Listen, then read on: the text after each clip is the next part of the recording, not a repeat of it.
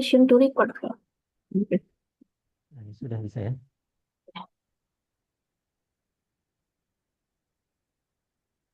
Silakan nanti ini dipanggil sesuai dengan ya perannya masing-masing ya. Ini kalau mahasiswa silakan anggap teman-temannya mahasiswa ya Bu Faiza. Ya silakan dimulai Bu Faiza. Ya, baik Pak. Ini, saya izin juga ya Bapak Ibu, mungkin nanti kalau manggil tidak menggunakan Bapak, Ibu, atau Mas dan Mbak. Nah, ya, sebelumnya saya izin bertanya untuk slide saya apakah sudah terlihat? Sudah, Bu. Sudah, Bu.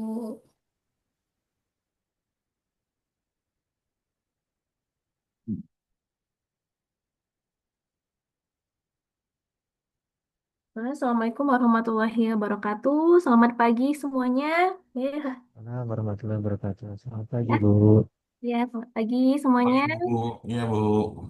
Hari ini kita ketemu lagi di mata kuliah standarisasi bahan baku dari bahan alam. Untuk topik kita hari ini adalah persyaratan mutu obat bahan alam. Ke kota tua membeli selasih, singgah sebentar membeli ragi. Dengan hati lapang dan bersih, mari kita menuntut ilmu pagi ini. Untuk kita menuntut ilmu pagi ini, selain menyiapkan hati yang bersih, jangan lupa kita juga berdoa. Mari sama-sama kita berdoa dulu sebelum memulai pelajaran kita hari ini, agar materi yang disampaikan sepenuhnya insya Allah dapat kita terima dengan baik. Oke, silahkan berdoa dulu menurut agama dan kepercayaan masing-masing. Oke, berdoa selesai. Eh, Selamat pagi semuanya di sini. Sini sudah banyak sekali ya yang hadir mahasiswanya. Untuk saya ingin bertanya nih, kabar dari adik-adik mahasiswa hari ini seperti apa? Apakah misalnya ada yang lagi sedih atau sangat baik? Nah, saya minta tolong untuk silahkan diakses kelas poinnya, kelas poin app, dan silahkan nanti di insert kodenya. Oke, apakah sudah ada yang bisa masuk?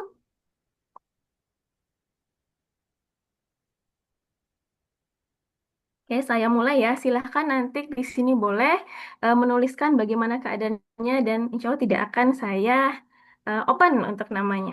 Oke, nah, jadi silahkan kita bisa mulai. How do you feel today?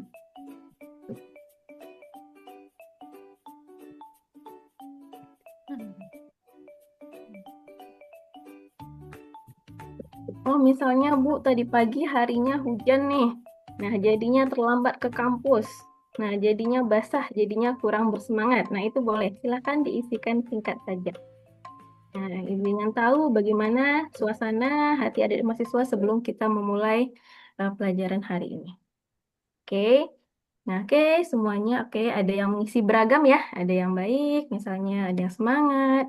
Oke. Nah, untuk menambah semangat kita di pagi hari ini, nah, Ibu ada video di mana sekarang kita belajar itu adalah untuk mendapatkan apa yang kita inginkan di masa depan. Jadi ini adalah ada video inspirasi sedikit sebelum kita memulai pelajaran kita hari ini. Disiplin itu bukan tentang siapa yang paling cepat, tapi siapa yang paling konsisten. Setiap pagi kamu bangun, kamu punya pilihan. Mengikuti rasa malas, atau mengikuti tujuanmu. Menjadi disiplin, tidak selalu nyaman. Kadang kamu capek, bosan, dan ingin berhenti. Tapi orang yang disiplin tahu satu hal. Hasil besar datang dari kebiasaan kecil yang diulang setiap hari. Mulailah dari hal sederhana, rapikan tempat tidurmu. Selesaikan tugasmu, jauhi gangguan, dan fokus pada apa yang membuatmu berkembang. Setiap kali kamu menahan diri dari hal yang tidak penting, kamu sedang membentuk versi dirimu yang lebih kuat. Ingat, masa depanmu tidak ditentukan oleh apa yang kamu inginkan, tapi oleh apa yang kamu lakukan secara konsisten. Disiplin memang berat di awal, tapi kamu akan bangga pada dirimu sendiri di akhir. Jadi hari ini, jangan hanya berharap berubah, bertindaklah. Karena disiplin bukan bakat, tapi keputusan. Dan keputusan itu ada di tanganmu. Oke, adik-adik mahasiswa kita sudah melihat video nih. Kira-kira yang tadinya mengisi lesuh jadi semangat nggak nih? Jadi sudah ada videonya, video inspirasi di mana apa yang kita lakukan hari ini itu akan berefek atau itu adalah apa yang akan kita capai di kemudian hari. Oke, ada yang tadi mengisi lesu mungkin jadinya sudah semangat? Sudah semangat, Bu. Oke, alhamdulillah ya. Jadi sudah ada video inspirasi, jadinya sudah semangat untuk kita Disiplin itu memulai pelajaran kita hari ini. Nah, ini dia capaian pelajaran kita, capaian pengajaran mata kuliah atau apa sih yang akan adik-adik mahasiswa dapatkan nih setelah setelah melakukan perkuliahan bersama Ibu hari ini. Jadi mahasiswa mampu menganalisis persyaratan mutu bahan baku dari bahan alam dan kita nanti akan mendiskusikan nih bagaimana tren dan regulasi obat bahan alam di Indonesia. Untuk pustaka utama yang kita gunakan itu adalah Farmakope Herbal Indonesia, yang mana Farmakope Herbal Indonesia ini dari edisi 1 dari tahun 2008 sampai sekarang ada edisi 2. Nah, di sini terlihat ada edisi 2 dan ada suplemen 1 edisi 2. Apa itu artinya? Jadi, pustaka kita ini saling melengkapi. Ketika yang edisi 2 sudah terbit 2017, ada yang mau ditambahkan nih, maka akan muncul suplemennya. Nanti ada yang bertanya, kenapa tidak edisi 3, Bu? Karena kalau pergantian edisi itu kalau dirombak total. Tapi kalau ada yang ditambahkan itu biasanya muncul suplemen. Ada suplemen 1, ada suplemen 2. Sama seperti kita misalnya ingin lebih sehat, ada yang mau ditambahkan nutrisinya, kita minum suplemen. Nah, seperti itu. Nah, selain pustakanya adalah Farmakope Herbal Indonesia, di sini kita juga ada Perka BPOM atau Peraturan dari Badan Pengawas Obat dan Makanan tentang persyaratan keamanan dan mutu dari obat bahan alam.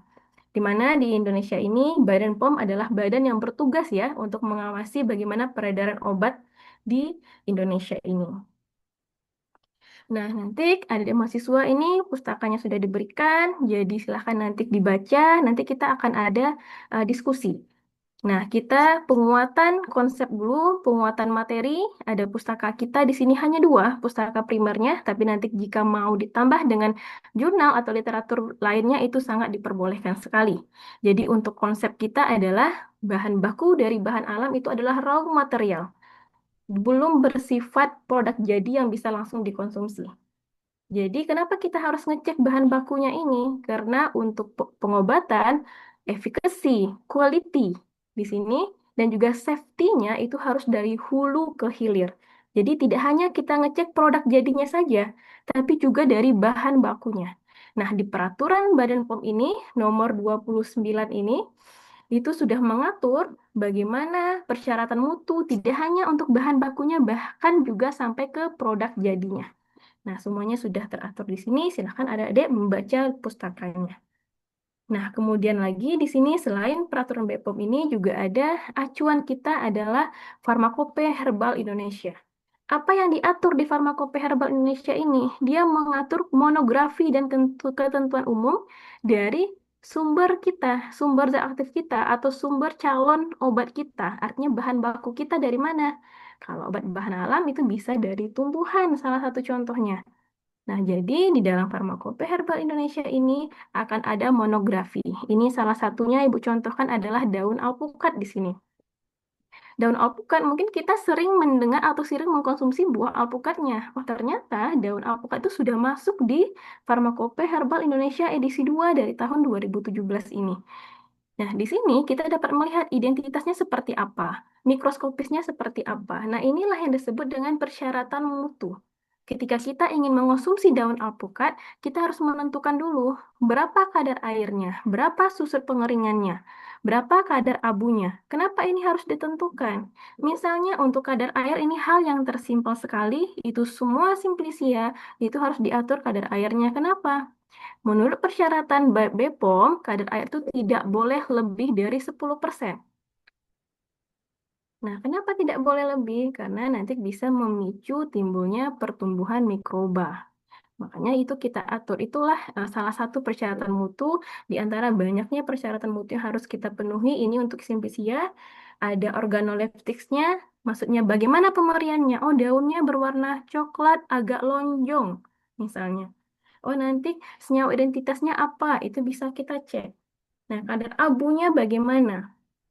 Nah, untuk kadar abu, kadar air, kadar sari tidak larut air, itu tidak spesifik untuk tiap tumbuhan. Maksudnya bagaimana?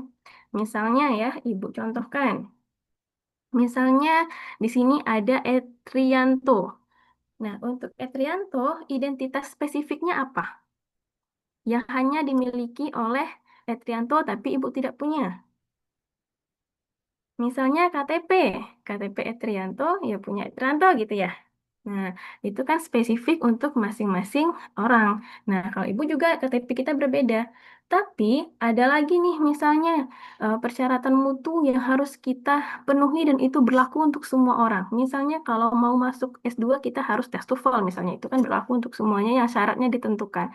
Nah, sama seperti ini. Nah, jadi kita juga mengenal ada namanya parameter mutu spesifik dan juga parameter mutu non-spesifik. Kalau spesifik artinya dia hanya untuk tumbuhan itu saja. Kalau non-spesifik itu dia untuk banyak tumbuhan atau semua tumbuhan itu hasilnya bisa sama. Karena kan kecil dari 10%, bisa sama-sama 9,5. Kalau parameter spesifik itu spesifik untuk tumbuhan itu saja. Misalnya senyawa identitasnya. Nah, setelah kita mengetahui nih persyaratan mutu obat tradisional yang ataupun obat dari bahan alam di Indonesia ini ternyata diatur banyak sekali.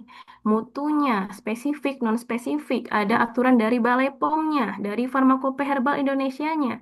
Tapi bagaimana dengan obat yang beredar di Indonesia saat ini? Ini kalau ibu searching ya, ini ibu langsung search satu saja, itu langsung keluar. Nama obatnya adalah Camorafid. Wah, ini paten sekali atau wah, obatnya bisa melawan kanker nih katanya. Nah, harganya murah lagi, cuma 87.000. Nah, jika kita lihat, Badan POM itu mengeluarkan BPOM Mobile atau web, cek BPOM atau HTTPS cek pom.bpom.go.id. Di sini kita bisa masukkan nomor registrasinya. Di sini Ibu masukkan, ternyata tidak ada produk yang terdaftar di BPOM. Nah, Ibu coba dari namanya juga tidak terdaftar di BPOM. Berarti artinya apa di sini? Artinya obat yang beredar ini ternyata tidak mengantongi nomor izin BPOM atau NIE. Nah, misalnya, Bu, itu salah mungkin Bu, typo. Penulisannya makanya tidak keluar. Oh, di sini kita lihat nih. Kita sudah belajar di pertemuan minggu lalu. Ada golongan obat. Ada obat herbal terstandar di sini golongannya. Apakah betul logonya logo daun? Tidak. Logo daun untuk jamu. Jadi di sini saja sudah terlihat penipuannya. Dia salah memasukkan penandaan dan penggolongannya. Sedangkan dia ngeklaim untuk obat kanker. Wah, ini bahaya sekali dengan ada obat-obat yang bisa masuk ke marketplace yang tidak mengantungi nomor izin BPOM. Jadi kita harus hati-hati nih. Jadi bagaimana dengan banyaknya obat tradisional yang beredar di marketplace ini? Nah, ini bisa adik-adik coba ya, bisa googling atau bisa buka Shopee-nya, itu terlihat nih. Wah, banyak sekali obat-obat tradisional yang beredar, lalu cek BPOM. Nah, ini ada keluaran ya. Jadi BPOM itu terus merilis obat-obat yang ditemukan tidak sesuai. Contohnya ini per Juli saja dia sudah mengungkapkan 18 obat bahan alam yang mengandung BKO atau bahan kimia obat yang tidak diperbolehkan. Berarti ini kan tidak sesuai dengan persyaratan mutu beredarnya obat tradisional. Jadi ini yang harus sama-sama kita analisis ya sebagai kita seorang farmasis, calon apoteker ke depannya. Ini adalah kewajiban kita bagaimana kita bisa mengawas peredaran obat tradisional yang baik dan juga bagaimana kita harus memastikan mutu obat yang beredar itu adalah baik semuanya. Nah, sini dari analisis kasus yang sudah Ibu kan sampaikan tadi, bagaimana pendapat adik-adik atau pendapat saudara terkait kasus ini? Peredaran obat bahan alam tidak sesuai persyaratan dari produksi sampai ke marketplace-nya. Silahkan diakses lagi kelas poinnya dan bisa dituliskan jawabannya bagaimana pendapat saudara terkait kasus ini. Oke, Ibu mulai. Ini dari kasus yang sudah kita sampaikan tadi, ini berasa sangat berbahaya sekali ya. Bagaimana peredaran obat. Nah, kita sebagai farmasis ya, calon apoteker ke depannya, ini harus dapat nih. Kita harus memberikan edukasi kepada saudara ataupun keluarga terdekat kalau kita ada cek BPOM loh, kita ada mobile atau BPOM mobile. Kita bisa mengecek di sini bagaimana peredaran obat yang ada di Indonesia ini. Nah, ini sudah ada 2 orang yang join. Nah, kita bisa lihat, nah, sangat membahayakan kesehatan. Nah, betul sekali ya. Ini, makasih untuk responnya nih, sangat membahayakan kesehatan kita. Nah, udahlah kita sakit, pengen berobat, oh malah nambah sakit karena obatnya tidak sesuai standarisasi. Makanya kita butuh melakukan standarisasi bahan baku dari bahan alam. Nah, ini dari analisis kasus tadi, itu Ibu hanya menemukan satu kasus dalam satu pencarian. Nah, jadi Ibu membagi tugas ini tidak per kelompok tapi per individu karena saking banyaknya obat tradisional yang yang beredar tidak sesuai dengan persyaratan. Jadi silahkan semuanya mencari obat-obat apa saja yang tidak sesuai dengan persyaratan dan nanti dikumpulkan di LMS ini kelas kodenya silahkan dimasukkan tugasnya. Analisis persyaratan mutu dan kasus peredaran obat bahan alam yang ilegal di Indonesia. Ini dalam bentuk makalah dan nanti kita bikin presentasinya. Nah, nanti setelah tugas individu ini yang kasusnya sama, misalnya apa? Oh, sama-sama tidak ada NIE-nya, gabung jadi satu kelompok. Oh, yang klaimnya berlebihan, gabung jadi satu kelompok. Oh, misalnya yang bahan bakunya ada bahan tambahan kimia obat berbahaya, gabung jadi satu kelompok. Jadi sekarang kita individu dulu, nanti kita combine menjadi satu kelompok. Kita akan diskusi di pertemuan selanjutnya. Silakan semuanya brainstorming, analisis kasusnya terlebih dahulu. Oke, nah itulah untuk topik kita hari ini. Jadi kita sebagai seorang farmasis ya, kita harus benar-benar paham bagaimana ilmu kita, apa peran kita di masyarakat. Nah, ibu selalu mengingat satu quotes ya. Ini adalah salah satu inspirasi atau inspirator seorang profesor nih ya, asisten profesor dari Indonesia tapi bekerja di UK. Beliau mengatakan inkompetensi itu membunuh lebih banyak orang daripada kejahatan sekalipun. Jadi kadang kita baik tapi kita tidak kompeten, itu kadang bisa membahayakan orang lain. Oke, terima kasih untuk keaktifannya dan sudah mendengarkan perkuliahan dengan baik pada hari ini.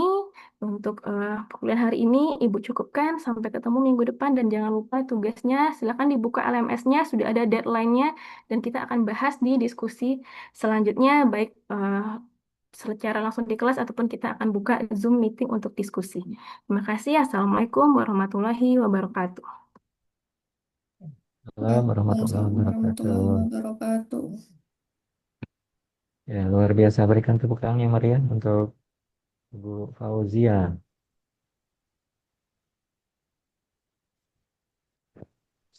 Baik, sebelum saya memberikan masukan ya, saya persilakan Pak Etrianto Arman untuk memberikan komentar ya. Silakan Bu, Pak Etrianto. Terima kasih, Bapak. Assalamualaikum warahmatullahi wabarakatuh. Waalaikumsalam warahmatullahi Warahmatullahi wabarakatuh. wabarakatuh. Terima kasih atas kesempatannya, Ibu. Perkenalkan, nama saya Etrianto Arman. Eh, Ternyata yang berdasarkan dari informasi yang Ibu sampaikan tadi, Bu, ternyata banyak ya, Bu, yang ternyata kita sangat berbahaya gitu. Kalau sekiranya kita asal membeli obat saja gitu, tanpa kita harus mengecek terlebih dahulu kira-kira ini obatnya terdaftar atau tidak. Nah, selama ini kita mungkin kalau mau sakit kepala, beli aja lah obat ini. Kayaknya ini udah cukup tanpa perlu ngecek. Berdasarkan informasi yang Ibu sampaikan tadi, itu sangat bermanfaat bagi saya untuk lebih berhati-hati lagi dalam membeli obat ke depannya. Terima kasih, Ibu. Ya, Tante sama-sama.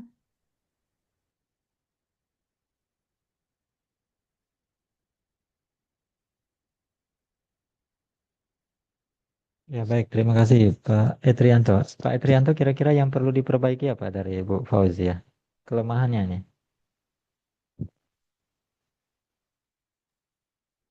Kalau dari kelemahannya, Pak, mungkin tadi penyampaian materi dari Ibu mungkin agak terlalu panjang. Eh, Mungkin itu mungkin, Pak. Oke, baik, terima kasih Pak Etrianto. Ya, diterima ya Bu Fauzia masukannya. Iya, diterima, Pak. Baik, ya secara umum Bu Fauzia ini sudah bisa mengelola kelas dengan baik ya. Kemudian materinya juga sudah bagus, media pembelajaran sudah audiovisual ya, sudah multimodal dan manajemen waktunya juga sudah 98% sudah tepat ya. Nah, untuk masukan Bu Fauzia di slide awal tadi mungkin bisa dimasukkan foto Ibu gitu ya biar lebih menarik nanti. Ya nama, foto gitu kan. Terus logo Unip, logo Prodi misalnya kalau ada kan, Oh ya, baik. logo-logonya biar lebih bervariasi. Usahakan memang di judul itu bukan hanya judul materi tapi sub CPMK ya. Misalnya menganalisis persyaratan mutu obat bahan alam tadi ya Iya, materinya kan. iya. betul, Jadi Pak. fokus Bapak Ibu ke behaviornya harus ditonjolkan karena itu yang menjadi fokus untuk mencapai tujuan kan sub CPMK-nya. Jadi misalnya menganalisis persyaratan mutu obat bahan alam. Jadi bukan hanya sekedar materi saja PowerPoint kita kan, bukan hanya berbasis konten tapi berbasis TPEK kemarin. Kemudian tadi sudah mengecek kehadiran, berdoa, udah bagus ya, udah sesuai langkah-langkah pembelajaran. Kemudian mengecek kehadirannya tadi melalui kelas Eh, poin ya Bu ya. ya, kelas poin, Pak. Ya lewat lewat kelas poin sudah bagus. Kemudian video inspirasinya juga sudah ada. Hanya harapannya nih Bu Fauzia video inspirasinya disesuaikan dengan materi. Oh, ya. Gitu. Jadi kan harapannya video inspirasi ini diarahkan ya, diarahkan ke profil lulusan nanti ini akan menjadi apoteker ya. Iya, betul, Pak. Nah, jadi sampaikan terkait dengan profil terkait pekerjaan apoteker. Ya. Pilih salah satu apoteker yang sukses gitu, yang sudah membuka cabang di mana-mana gitu kan, Hmm. penghasilan seharinya berapa gitu. Oh, Ya, ya. salah satu kompetensinya bisa menganalisis tadi kan, sub CPMK menganalisis misalnya persyaratan mutu obat bahan alam. Dan setiap aktivitas ya Bapak Ibu, ini setiap aktivitas yang kita sampaikan itu harapannya punya hubungan atau kepaduan. Istilahnya kalau dalam linguistik itu kohesi koheren itu, punya hubungan ya. Jadi kalau sudah ada video, tadi kan jangan lepas video dengan sub CPMK itu ada hubungan gitu. Contohnya anak-anak tadi kita sudah menyaksikan video tokoh inspirasi ya, seorang apoteker sukses gitu kan. Salah satu kompetensinya, kesuksesannya itu dipercaya eh, apa apoteknya dipercaya oleh masyarakat itu karena dia mampu misalnya kan menganalisis ini nih ya mutu obat gitu sehingga tepat gitu yang diberikan kepada pasien ya kepada pelanggan sehingga rata-rata pelanggan itu pelayanannya bagus kemudian obatnya memang sesuai dengan kebutuhan dari pasien gitu jadi tidak asal misalnya saya butuh obat ini nanti sambil ditanya gitu kan keluhan dari pasien itu apa keluhannya jadi bisa bisa menentukan obat yang tepat gitu ya petugas-petugas apotekernya itu. Nah, salah satu kompetensi itu harus dikuasai kalau ingin menjadi apoteker yang sukses. Nah, untuk itu kompetensi itu akan kita pelajari pada sub CPMK hari ini. Seperti itu dihubungkan ya, Bapak Ibu ya. Jadi antara video inspirasi itu dihubungkan dengan sub CPMK itu. Jadi pembelajarannya jadi meaningful ya, pembelajarannya bermakna gitu, bahwa apa yang kita ajarkan tuh benar-benar nanti bermanfaat ya ketika mahasiswa menjadi apoteker. Nanti silahkan disesuaikan dengan profil lulusannya masing-masing ya Bapak Ibu sesuai materi. Udah itu baru masuk kegiatan inti ya. Nah, kegiatan inti jangan lupa diminta untuk membaca mahasiswanya. Ya. Mulai dari pertanyaan mendasar juga boleh sih anak-anak pernah tidak membeli obat gitu kan. Boleh dimulai dari pernah tidak membeli obat. Obat apa? Keluhannya apa? Nah, sudah benar belum misalnya kan menetapkan obatnya. Nah, kalau misalnya ternyata ada yang sudah bisa, ada yang sudah belum ya. Nah, sekarang silakan ya untuk pemahaman awal silakan baca buku ini, linknya ini misalnya silakan baca buku utama ini, tambahannya ini. Ibu berikan waktu 10 menit ya, silakan baca cepat. Silakan buat ringkasan gitu. Ya, ringkasan terkait dengan persyaratan mutu obat bahan alam. Nah, ringkasannya ditulis ya di Padlet gitu, Bu. Misalnya ya.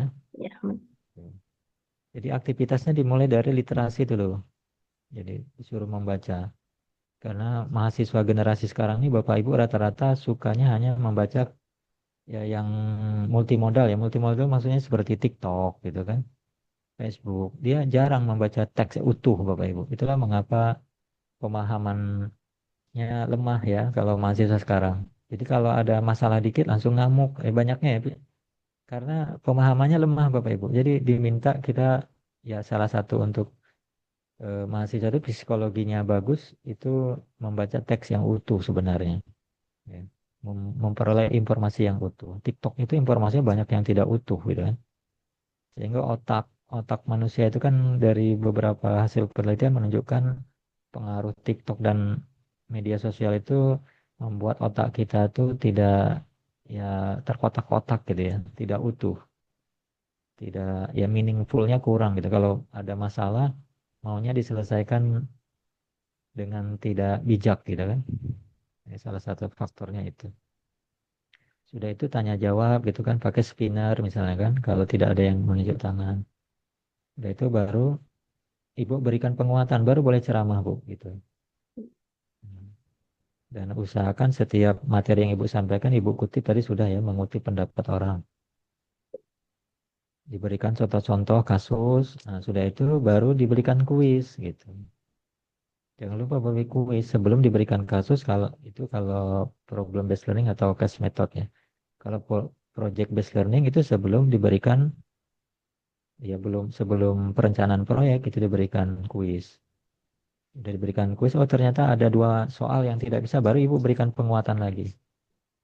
Nah, kalau konsepnya sudah kuat, baru diberikan kasus. Nah, waktu kasus itu dibimbing nanti ya waktu real teaching, tiap kelompok Iya, itu dibimbing, sudah belum pada tahap sampai ke penentuan solusi kan? iya Pak, Sudah betul. belum, sumbernya sudah dicari belum gitu kan? Alternatif solusinya udah dapat belum? Sampai ke penentuan solusinya gitu. Itu dibimbing, nanti harus terlihat ya waktu real teaching. Walaupun sebenarnya di real teaching pun harus dilihat itu. Ayo kita bagi kelompok. Nah, waktu di kelompok, bagaimana kelompok ini ketua kelasnya siapa nih Muhammad Anggi? Gimana Muhammad Anggi? Alternatif masalahnya sudah ada, sudah dapat ini solusinya gitu. Ya, dibimbing ya, misal oh ini kurang tepat, ini yang lebih tepatnya seperti ini gitu, dibimbing. Udah itu presentasi kan, dipresentasikan, kemudian itu diberikan feedback ya, diberikan penilaian, kekurangan kelebihannya, baru terakhir baru kesimpulan. Nah, di PowerPoint Ibu nanti ada kesimpulan ya Bu Fauzia. Tapi sebelum Ibu memberikan kesimpulan, diminta beberapa mahasiswa memberikan kesimpulan anak sub CPMK kita hari ini yang sudah kalian pelajari apa tadi, gitu kan? Nah, nanti Ibu berikan kesimpulan anak-anak. Kesimpulannya jangan quote ya. Ibu tadi ngambil quote ya, Iya, kata-kata motivasi. Jadi kesimpulannya boleh itu tambahan ya, tambahan di penutup lah itu boleh. Tapi yang disebut dengan kegiatan penutup itu refleksi namanya. Refleksi itu melihat seberapa apa ya, seberapa sub CPMK itu dicapai oleh mahasiswa itu harus dikonfirmasi di akhir pembelajaran. Oh, persyaratan mutu obat bahan alam jadi apa anak-anak? Silakan siapa yang bisa menyimpulkan ya, gitu. Nanti terakhir ibu menyimpulkan.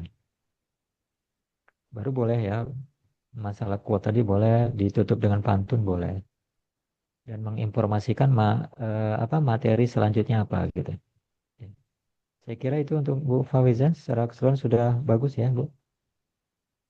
iya. Terima kasih sekali Pak untuk Hmm. masukannya. Soalnya akan diterapkan nanti di real teaching dan Oke. selanjutnya, Pak. Terima kasih Pak Noe. Ya, sama-sama Bu Fawiza. Sukses Ya, selalu. berarti saya, Berikutnya kalau ya, berarti saya ini off record ya Pak ya, stop record. ya. Ya. Kita lanjut lagi ya Mas Putra ke Ya,